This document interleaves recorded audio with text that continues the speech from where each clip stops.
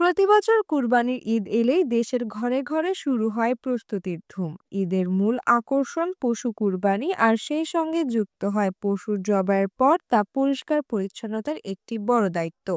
কুরবানির পশুর বিভিন্ন অঙ্গ প্রত্যঙ্গের মধ্যে গরুর ভুঁড়ি বা পাকস্থলী পরিষ্কার করাটাই সবচেয়ে সময় সাপেক্ষ ও কষ্টকর কাজগুলোর একটি। তবে সঠিক নিয়মে ও স্বাস্থ্যবিধি মেনে করলে এই কাজটিও সহজ ও নিরাপদভাবে করা যায়। চলুন গরুর ভুঁড়ি পরিষ্কারের নিয়ম জেনে নেওয়া যাক। ভুঁড়ি কাটার পরপরই এটি ঠান্ডা পানিতে ডুবিয়ে রাখুন, এতে ভেতরের গরম বর্জ্য দ্রুত ঠান্ডা হয়ে যাবে ও গন্ধ কমবে।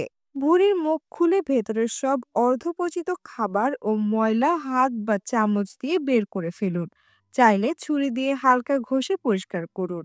ভুঁড়ির ভিতরে সাদা আস্তরে জমে থাকা কালচে আবর্জনা সাবধানে ছুরি বা কাঁচি দিয়ে ছাড়িয়ে ফেলুন। পরিষ্কার কর্মের সবচেয়ে কার্যকর ধাপ এটি।